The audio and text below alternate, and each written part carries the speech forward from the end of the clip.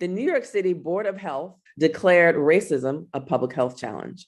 I don't know that I needed them to declare that racism was a public health challenge. I think I already knew that. We can go through history and really identify times and experiences where it definitely was a public health issue. I think it's great that there's a lot of attention being put on how racism affects people, how what those impacts are to us emotionally and health-wise, because it doesn't just affect the emotional health, it affects communities, it affects us in education, it affects us professionally, it has impacts in many aspects of our daily lives. Welcome to the road to SoulJoy Wellness, where a coach and a therapist explore the journey to living your best life on purpose. Here are Joy Williams and Nadine Heusner, your hosts. The New York City Board of Health, which I didn't know exist actually. I knew there was a Department of Health, but the Board of Health declared racism a public health challenge, which was really interesting to me that they did that.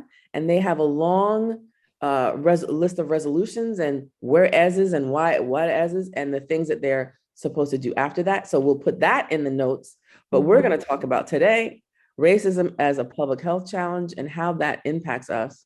And some of it, we might refer a little to that, but I don't know that I needed them to declare that racism was a public health challenge. I think I already knew that. We can go through history and really identify times and experiences where it definitely was a public health issue, right? Life and safety issue. The word of the day for today is Jeremiah 30:17, and it's the Amplified Version. For I will restore health to you, and I will heal your wounds, says the Lord, because they have called you an outcast, saying, this is Zion, no one seeks her, and no one cares for her. What do you have, Nadine? Word of the day. Prejudice is a burden that confuses the past, threatens the future, and renders the present inaccessible. Maya Angelou. Powerful and insightful.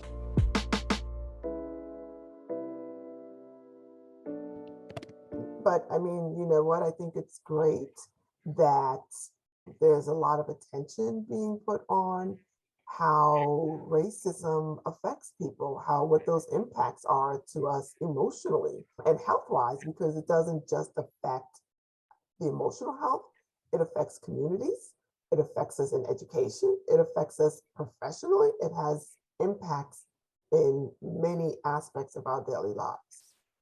And I think one of the things that happened was that because of COVID, it exposed these problems to a greater degree. And if we look at all the major reasons why we're having these things, it is racism is a great factor. So, you know, COVID, a disproportionate number of Blacks, Latinos, and Native Americans were experiencing this problem at first in particular.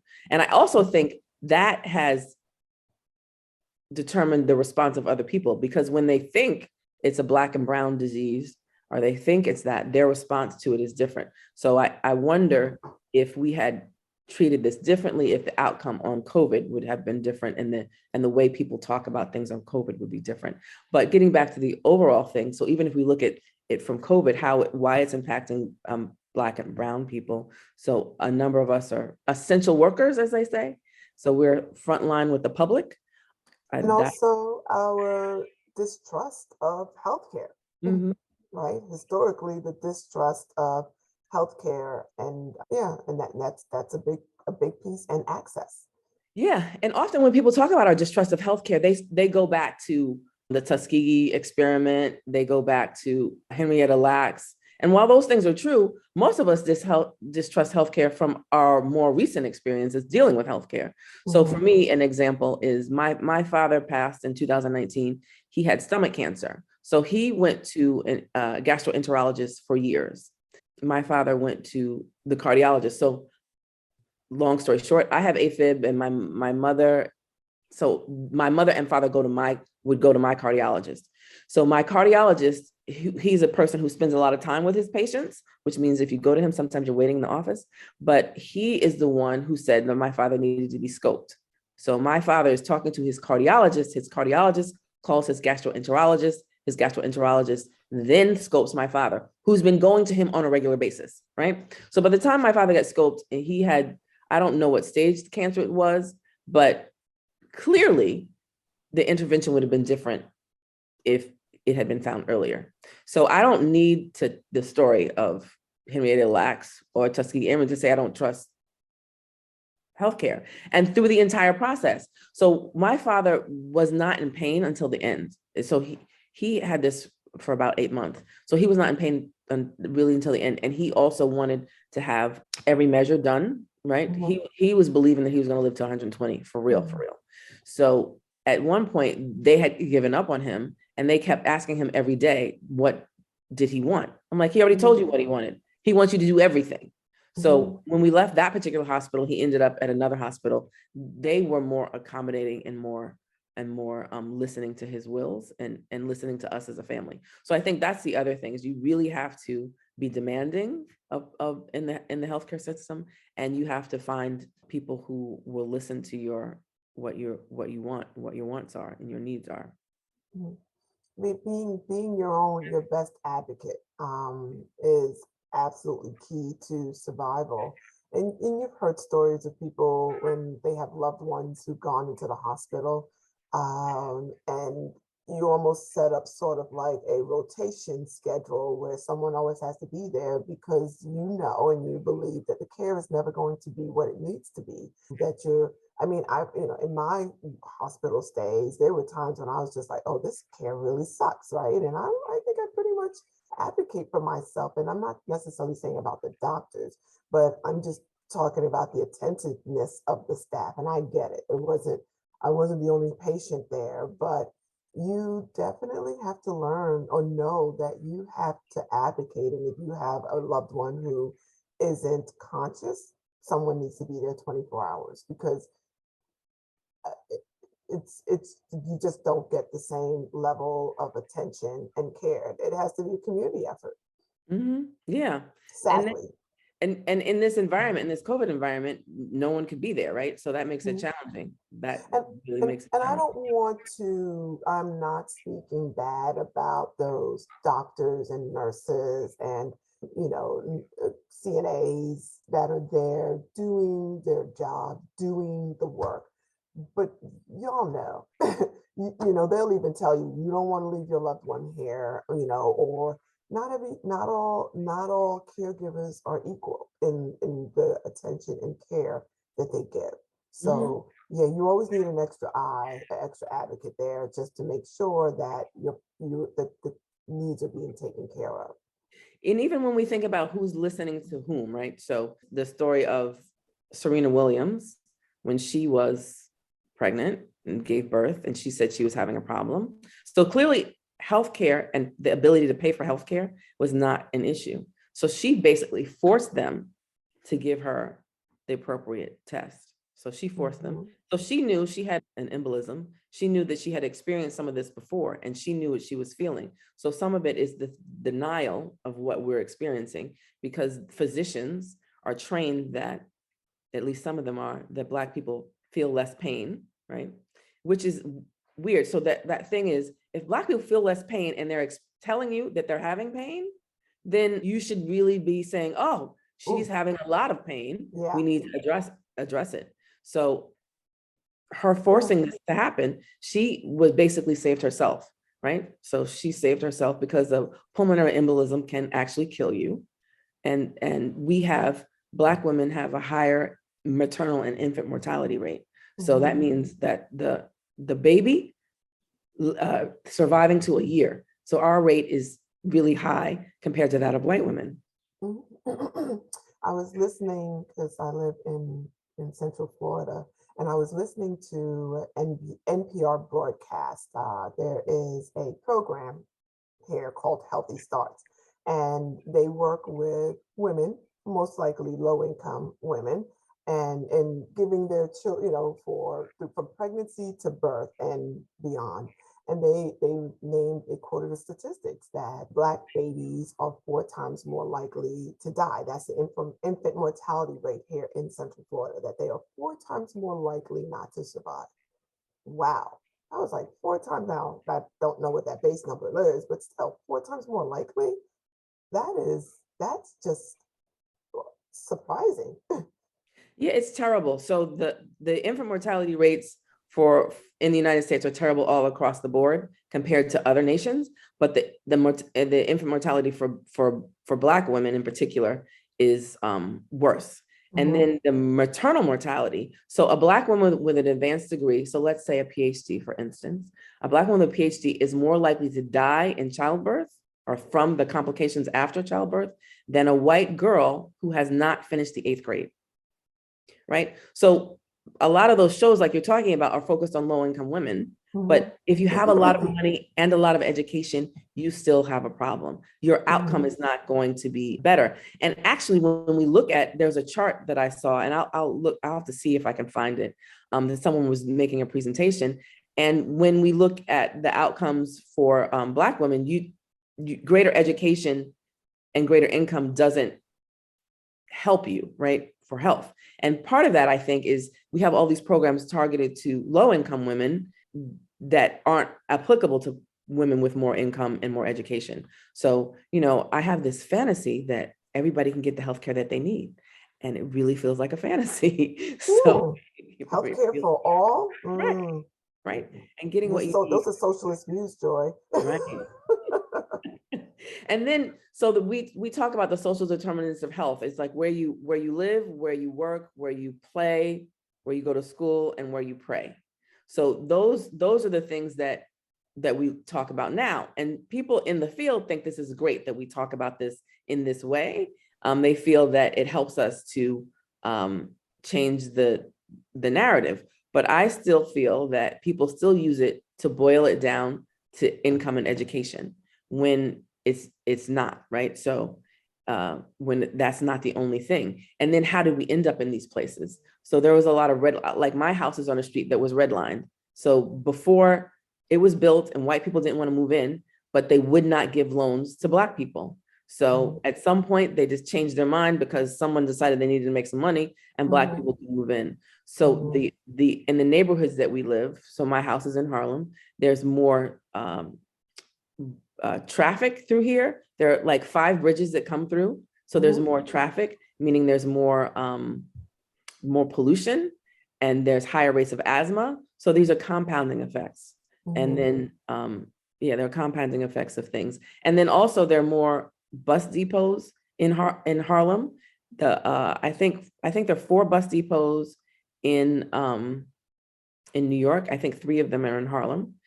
So my favorite community-based organization, we act for environmental justice, because we often don't think about the environment as justice. So they advocated around that and really had changed the vehicles more to electric vehicles to reduce the pollution. So also in Harlem, there is a sewage treatment plant. We don't really think about it because Nadine and I used to go run on it. Right? I was like, this is wonderful. It's wonderful, right? So we give a consolation. So we put all the bad things in our community. And that means we as a society put all the bad things in the Black community because we have to be more aware and more fighting more for our rights in our community, because that is impacting our health. No, absolutely. And when you speak about how racism is a public health issue, and we can go down a very long list, right? And that's where this whole debate about critical race theory and how the debate about how it's preaching prejudice or to hate another race. It is an opportunity for a conversation about the intersectionality of race with economics, housing, health, all of these things, and understanding how they have indirectly affected people of color. Why is that such a pushback? Why are the alarms going up? and it's just amazing to me because, of course, I know why the alarms are going up. There are people out there that don't want to have the conversation, and maybe because they don't really understand what it is. Well, why can't I have the conversation of, here are how these decisions have affected me. I know that may not been your intention, but here are the long-term generational impacts of these decisions. And also, I think they don't want to be held accountable, right? So if you say white people did this to Black people, because that's the implication. So then there's this white identity that they don't want to be responsible for. So I don't think we as Black people are saying that you particular white person is doing this. We're saying that this is a system that happened that did these things. And then there are things where we can point it out. So Nadine and I both grew up on Long Island. We both lived in Harlem. So on Long Island, we have a Levittown. There's one of many Levittowns, and Levitt built communities that really started us talking about people as white people, right? So there were Jewish people, Italian people, Irish people, all sorts of people except some Black and brown people, and Black people in particular. So you could not move into these neighborhoods. That's redlining. You were not given a loan to live in these neighborhoods if you were a Black person. So, and then we have Robert Moses. So on Long Island, they made the bridges so that buses couldn't get through them because they didn't want Black people coming out to these beaches, right? So there are things that happen, and we can point our finger to particular people, but in general, we're talking about a system. And there were people supporting these things around, and it has implications on our health. So if we are forced to live in poorer quality sections of town, and if we don't have the information, and if we're forced to live in places that have fewer resources, because all of this is man-made, right? So the fact that your education is based on how much taxes are paid in that one specific area, that's a man-made decision. We could say, and it sounds socialist, so I guess people don't want to do that. We could say, we're putting the money together because education across the board is really important, and we're going to make sure that people get this minimum level, which is higher level of education. But that's not what we said. That's not what we have said. So we are disadvantaging people, and that lends also itself to our health. So it's creating a problem for our health as well. Yeah. And you're so right, the environments where we live in, and you can look throughout the United States of America, you can look throughout the world about where people who are not valued, where they're allowed to live. And then there's this belief that these people are either less than or lazy, right? But no one really looks into, well, maybe the schools weren't properly, staffed, or the resources weren't there. I know I have a family member who went to school in Harlem, right? Came from the South and went to school in Harlem in like the 1950s, 50s, 60s or something. And they got books. The books they got were donated from the white schools, right? From the white schools, and these were old books, pages were ripped out and torn, and this is what you had to learn from. But then we want to talk about how people are, that they didn't want more, they didn't want to do more, right?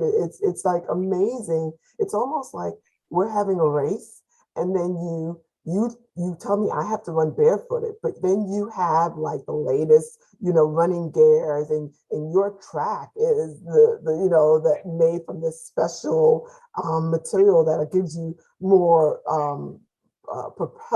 being able to propel further. And because I don't win the race, I didn't try hard enough. I was lazy. I didn't want to do it.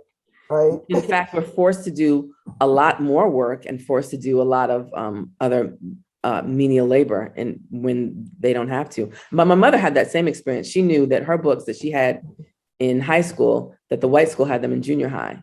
So that is unfortunately not unusual. And that's that. And then what's even sad is that society still buys into the narrative that people, Black and brown people, don't want more, or don't, or there's some disadvantage to it. I mean, there is a disadvantage, but that there's some genetic predisposition to what has been accomplished throughout And it also gets frustrating when you have people who should know better, who still, people who may look like us, should know better and still perpetuate the lie, still buy into the misinformation about pulling yourself up by the bootstraps. Everybody should be able, well, I did it. Oh, did you really? Did you really? Right. And then those of us who are more successful are, we're an exception. We're an exception. Yeah. And because we've had some advantages, everybody should be able to do this. Like, yeah, no, we know that's not happening. And even in that, we are, still challenged to have the same things and the same opportunity as, our non-Black counterparts. Mm-hmm. So the New York City Department of the Board of Health, they have like 7, the resolutions, the whereas and all the stuff you're supposed to do. Let's see.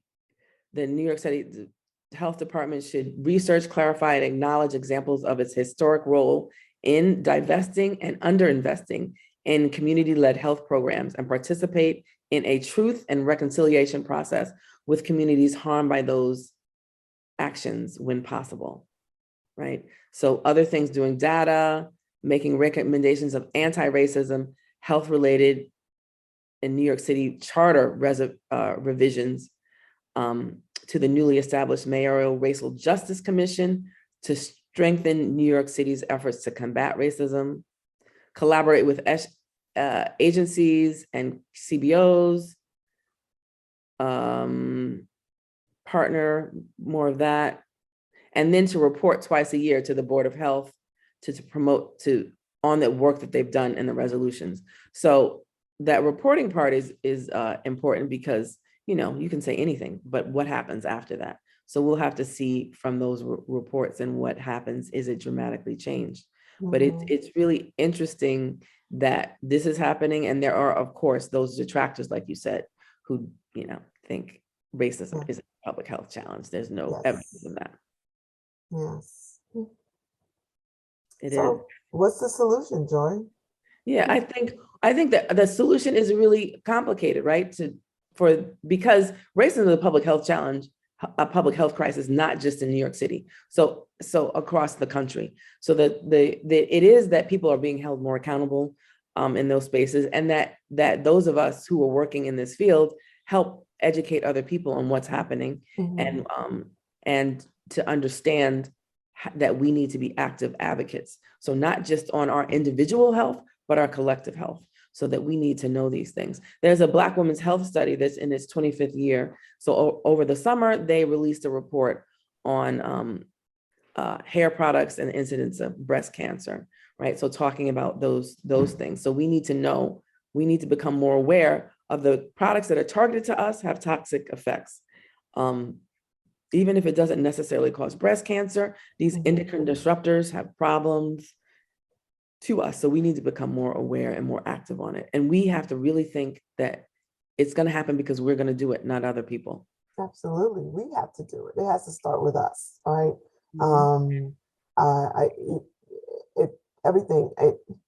So change starts within. It starts with each one of us taking responsibility or being educated and informed about what this looks like or what it could look like. I remember in the Malcolm X movie when there was a white female who came up to him. It's like, oh, I support what you're doing. How can I help? And he's like, do nothing. And in the movie, it made it seem like he didn't want her help, but what he was really saying is that we got to do it. We have to do it. It's time that we don't look to others to change the circumstances that we're in. We need to take control and stand up and do this fight for ourselves. Yeah, I think I agree. And I think we need to make sure the other side. We need allies. You always need allies. Yeah. Absolutely. But allies are necessary. Yeah. So the people who have written this document, I'm assuming, well, the commissioner, the person who runs the Board of Health, I forgot the title of his role as president, is, he's a person of color. He's a person of color, but he's not a Black person. So what we really need to make sure that we are all involved in sitting at the table and changing the system. So I would agree with that. Public health is something that we'll talk about more, and racism in our healthcare system, and just racism in our, because our healthcare system is just part of our larger society. So if we feel the impacts of all of that.